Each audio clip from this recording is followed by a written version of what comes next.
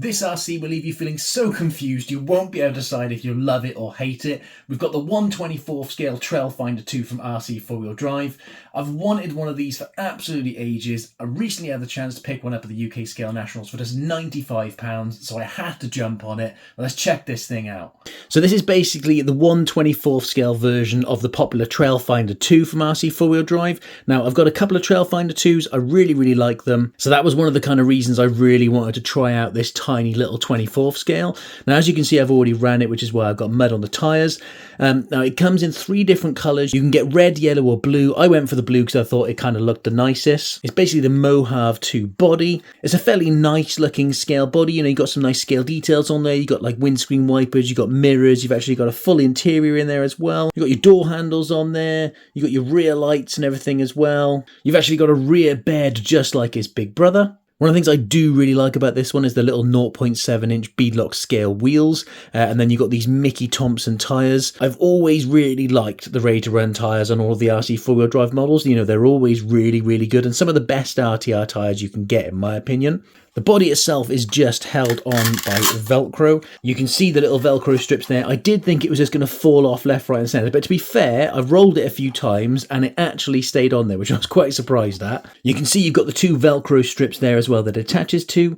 Now, chassis-wise, it's actually an aluminium chassis. You've actually got plastic axles, plastic forelink on the front, the rear, and plastic drive shafts. In terms of the electronics, you've actually got an all-in-one ESC and receiver, and a tiny little 0.30 size motor. Your steering servo is actually mounted on the chassis, and it's actually only a little 5-gram steering servo, which, yeah, you'll see when we get to the running footage, but yeah, the stock electronics are awful, to be quite honest. Now, in terms of the actual suspension, it's just friction shocks, so it is a bit bouncy. It wasn't actually too bad on the trail. You know, I was expecting it to be like really bouncy, but it wasn't actually too bad. One of the cool things about this chassis is it does actually have an adjustable wheelbase. And you also have on the rear actually adjustable shock mounting positions as well for your rear shocks. You don't on the front because you just got the hoops, but you know, there's a couple of nice little features on there. Now, one of the things I do like about the RC4WD Drive rigs as well is they do come 100% ready to run, which, you know, you don't get many rigs that are 100% ready to run. So what else do we get with it? So first thing, we've got this transmitter. This looks like it's straight from the 80s. This thing is just huge. I mean, look at the size of it compared to the actual mini crawler. And yeah, I mean, to try and drive this one-handed, oh my gosh, what a nightmare. I did actually end up sticking a tyre over the actual transmitter wheel just so I could actually steer. But I mean, yeah, this thing is a brick. It makes me think I've just walked into BT's when I was a kid and be like, wow, look at that transmitter. And now 30 years later, you're like, what is that? Yeah, I don't like the RC4WD Drive transmitters that come with their bigger scale rigs as well. They're very dated. They're very big and bulky. You know, they could definitely do with updating them. You know, it does have all the usual stuff on it, like, you know, your steering trim, your throttle trim, your reverse for your servos and everything. But yeah, it's just not a very nice transmitter. It does take 4 AA batteries, so it is a big, heavy, chunky transmitter, especially for a mini crawler. It comes with a 320 milliamp hour 7.4 volt batteries, and then you also get a little bag of goodies. You actually get some reflective strips for the mirrors, and you get some spare Velcro strips as well. I guess they're kind of expecting those to not be so great. You get a 2 amp USB charger. You actually get some RC4WD Drive AA batteries. I'm a real sucker for cool little things. I love the little RC4WD Drive batteries. I never actually use them. I must have about 3 packs of them now. Yeah, I just keep them because they look cool. You can also get a nice little sticker sheet if you want to kind of make it look like a proper old school kind of Toyota with all the actual side stickers and everything on there. So that's really cool. And then you get your instruction manual, which you can see the 3 different colours of the rig on there. Now, one of the things that put me off buying one of these sooner was the price. I mean, in the US, I think you can get it for $169. In the UK, depending on where you get it from, you know, it's going to cost you somewhere between like £179 to £200, which for something like this, you know, is just, it's not really worth it, to be honest. I'm really glad I bought this because I do think it's really cool and a really nice one to have in the collection. And I do think with some upgrades, it could actually be really capable. You'll see from the running footage how, like I said, it's just so confusing. It's like has massive potential, but is also really frustrating. But when I saw it for £95 at the UK Scale Nationals, I was like, okay, right, yeah, I've got to get it.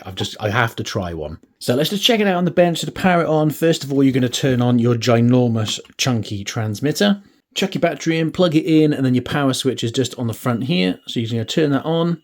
So with it all powered on, steering servo, I mean, I mean, do you see what I mean?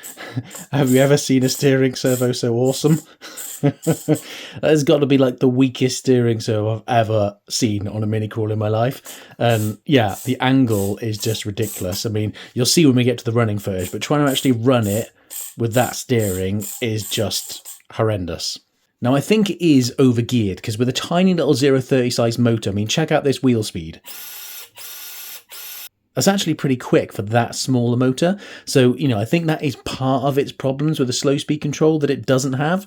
But also just, you know, I think the stock electronics just, you know, they're not the best. Now, just to show you what I mean about the slow speed control, let's give it a quick bench test. So I'll hold the transmitter over there so you can see it as well. So we'll start feathering the throttle. I mean, what does that noise remind you of? I mean, it very much feels like a TRX4M to me, but you can just hear it just whining. We give it a bit more throttle. And then finally it actually starts going. So yeah, you can see it's not the best. Anyway, enough waffling for me. Let me show you the running footage on the rocks and on the trail, and then we'll come back and I'll give you my final thoughts. Let's do the little hill climb first. See what our slow speed control's like on this ginormous brick of a transmitter. Well, it's very noisy. I don't know if you can hear it, but it's very noisy RC. There's actually decent grip on the tyres, but we're struggling with that slow speed control. Oh man. Oh, we have like virtually zero. Oh my gosh. Okay, this isn't going to go well, I don't think. The steering look on this thing is quite possibly the worst steering I've ever had on a mini crawler. That is just virtually non-existent, and it doesn't really have much power. As we start moving, look, it's just struggling to turn on anything. So yeah, this is going to be an interesting crawling experience. Yeah, slow speed control.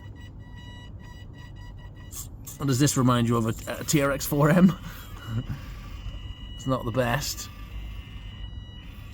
Man, we really need some steering. That steering is awful. Suspension's actually not too bad, but we just can't turn. Look, I'm literally just driving in a straight line. I got hardly any steering whatsoever. It is awful.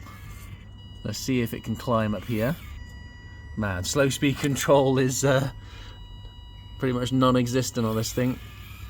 That's actually really stable. I mean, that's actually done that really easily, but it's just slow speed control and steering are just bad.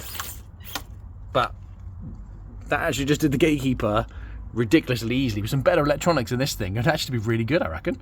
Okay, let's see if it can do the up and over. Obviously, it is quite low to the ground, and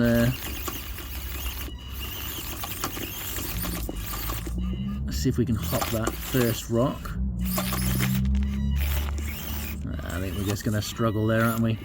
Man, the slow speed control on this thing is... Oh. Go on. Oh, so close to getting up there. Obviously, it's a tiny little rig, but that's not doing too bad, to be fair. But you can see how jumpy this thing is. It's crazy. Okay, I don't think we're going to get up there. Okay, let's see if it can get up here. Although, again, I think we're going to struggle with ground clearance and control here. Wow, okay. If I actually had some steering, this would be really good. And some speed control. But look at it. I literally... Look, literally, I'm trying to turn, and it's just... Oh, my life. That is like... Yeah. Virtually a non-existent steering... It's virtually a non-existent steering servo. Like, it's all it wants to do is drive in a straight line.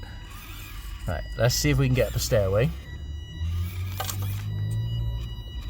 It's actually really stable. It's just this steering servo and this slow speed control letting it down obviously doesn't help with the suspension being so bouncy. But I mean, look, it's actually doing a pretty decent job. It's just I'm struggling with the electronics.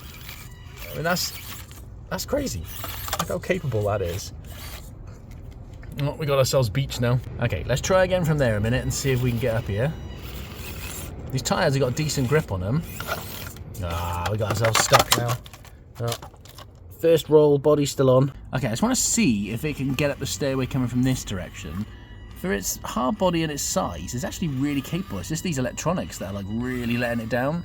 You know, that slow speed control is a nightmare, and that steering servo is awful. Whoa, another fall over. Yeah, you struggle with the with these electronics and this giant brick of a transmitter, which you can see I've put a tyre on it just to actually be able to reach the wheel, because it was just ridiculous. Okay, let's try the merry-go-round, see if we can get up here. I actually quite like the sound of the, it's very noisy, but it kind of almost sounds like a brushless system. It's got that kind of like whew kind of noise to it, if that's actually a noise. See, like, it's actually doing alright, but oh man, like, it's just really hard to control.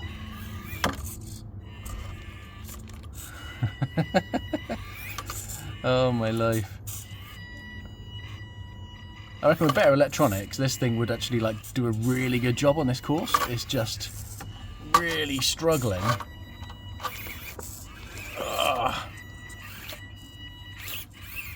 It's just, oh my life, this is hard work. Come on, just turn the wheels and get around here. We just keep ending up doing the same thing over and again, don't we? Oh my life. Okay, and that's how it ends up. That was probably one of the hardest mini crawlers I've probably ever driven on this rock crawler course. I mean, the steering is awful. There's like no steering. The throttle control is an absolute nightmare. If it had better electronics, I think it would actually be really, really capable. I mean, the tyres, they seem to have really good grip. Actually, its stability is really, really good. You know, considering it's a hard body, it's not tipping over anywhere near as much as I thought it would. You know, I think with better electronics, this thing would probably walk all over the rock crawler course. So I was surprised how well it did the gatekeeper. And, you know, the main thing is we don't have any steering. You know, we're going in a straight line all the time. So, yeah, I think with some upgrades, this thing actually could be really, really capable. But let's get it out on the trail and see what it's like on the trail. Let's try out our trail speed.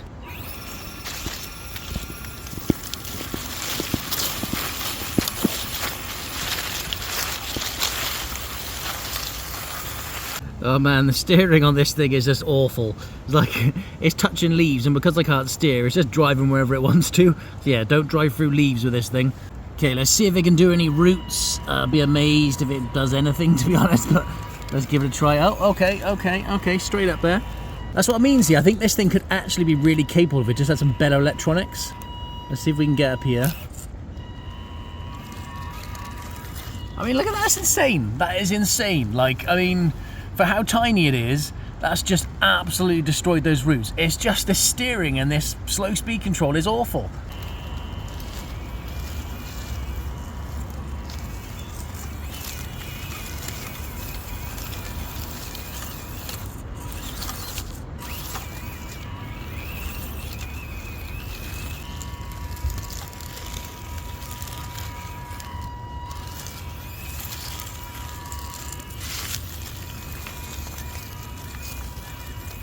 Okay, let's see what it's like, a little bit of off-roading. I think these tyres are actually really good, so let's see what it's like going up here.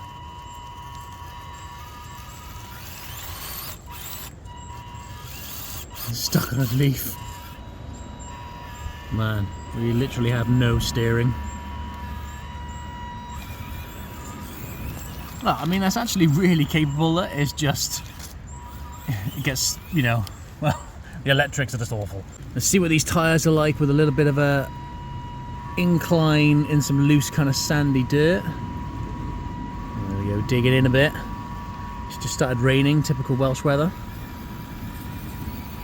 Okay, let's go back a little bit, hop it. Dig it in again.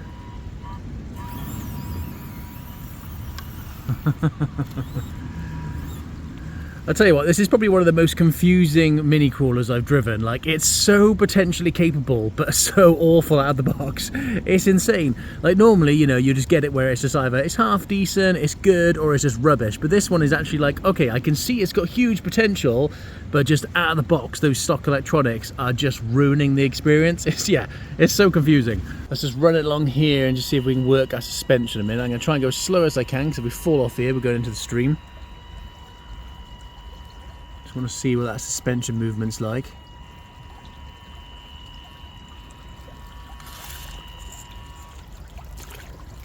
Oh, this maybe isn't going to end so well with our lack of steering.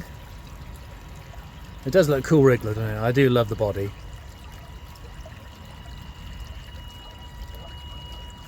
Oh, we're stuck.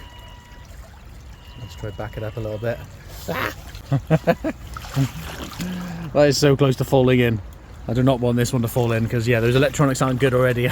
Touch of water and it's probably going to be just end of its life. Wouldn't be too bad, I suppose, if we actually had some steering. Like, the slow speed control is really bad. I think, to be honest, it's like over geared, because it just seems quite quick how small that motor is. Yeah, it's just, I do like the body though. It does look cool. Yeah, ground clearance. It doesn't have a lot of ground. It's very similar to, obviously, its, you know, its bigger brother, the TF2. You know, super scale, but just, you know, not the most capable out of the box. But this one is obviously on another level of, you know, needs some better electronics. You can see why, after the running footage, why my brain was just like, cannot compute, because, you know, it was very much like a love-hate relationship. You know, I could see it has huge potential. It was actually really good on the rocks and on the trail. If you ignore all the issues with the electronics, with the awful steering and the pretty much non-existent slow speed control, you know, like going up the Gatekeeper, it was absolutely fantastic. It was just eating it up. You know, grip on the tyres was really, really good. It actually seems like it's got a really nice low centre of gravity. And considering it is a hard body, you know, it didn't fall over anywhere near as much as I thought it was going to do, and it seemed really well balanced. And I think with some upgrades, this thing could have huge potential and actually become one of my favourite mini crawlers. But obviously that means changing the steering servo, changing the electronics. You know, it'd be really interesting actually to see what this would perform like just with better electronics without upgrading anything else. If you'd like to see me do that, then drop a comment below and let me know, and I will get some better electronics in this thing and we'll run it again and see how much better it actually is.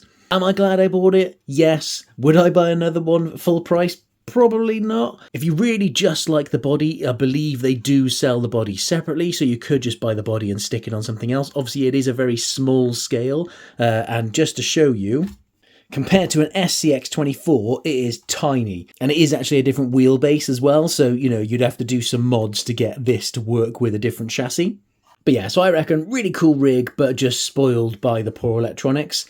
Let me know what you think of in the comments. Let me know if you want to see me upgrade it on the channel and what mods you reckon I should do. Drop me a comment if you've got any questions. Thank you very much for watching, and we will see you on the next one.